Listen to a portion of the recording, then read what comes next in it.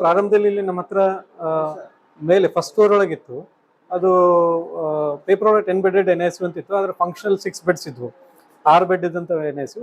ಆಮೇಲೆ ಕಾನ್ಸಂಟ್ರೇಟರ್ಸ್ ಅಂತ ಹೇಳ್ತು, ಅಂದ್ರೆ ಬಾಕ್ಸ್ ಇಂದ ಆಕ್ಸಿಜನ್ ಡೆಲಿವರ್ ಮಾಡುವಂತ, ಅದ್ರ ಅಕ್ಯುರಸಿ ಇಷ್ಟೇ ಆಕ್ಸಿಜನ್ ಹೋಗ್ತದೆ ಅಂತ ಹೇಳಕ್ ಆಗ್ತಿರಲಿಲ್ಲ. ಆ ತರ ಸರ್ವಿಸಸ್ ಇದ್ವು. ಈಗ ಕಂಪ್ಲೀಟ್ಲಿ ಸೆಂಟ್ರಲೈಸ್ಡ್ ಆಕ್ಸಿಜನ್ ಇರುವಂತದ್ದು, CPAP ಮತ್ತು HFNC, round the clock nursing care, round the clock doctors care ಇರುವಂತ ಈ ಹೊಸ ಘಟಕ ನಾವು ಏನು ಪ್ರಾರಂಭ ಮಾಡಿದ್ದೀವಿ. ಇದು 2 ಫೇಸ್ ಒಳಗೆ ಆಗೋದಿದೆ. ಮೊದಲನೇ ಫೇಸ್ ಒಳಗೆ 15 ಬೆಡ್ಸ್ ಈಗ ಫಂಕ್ಷನ್ ಆಗಿದ್ದಾವೆ. ಇನ್ನು ಸೆಕೆಂಡ್ ಫೇಸ್ ಒಳಗೆ ಇನ್ನೂ 15 ಬೆಡ್ಸ್ ಆ್ಯಡ್ ಮಾಡಿ ಈಗ ಲೆವೆಲ್ 1 ಇಂದ ಲೆವೆಲ್ 2 ಬಂದಿದ್ದೀವಿ.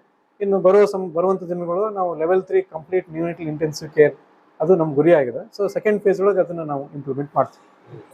NICU ರಿನೋವೇಷನ್ ಮತ್ತು ಲೇಬರ್ ರೂಮ್ ಇದೆಲ್ಲ ಸೇರಿ ಫಸ್ಟ್ ಫೇಸ್ ಒಳಗೆ 1 CR 1 ಕೋಟಿ ವೆಚ್ಚದೊಳಗೆ ಇದು ಆಗ್ತಾ ಇದೆ.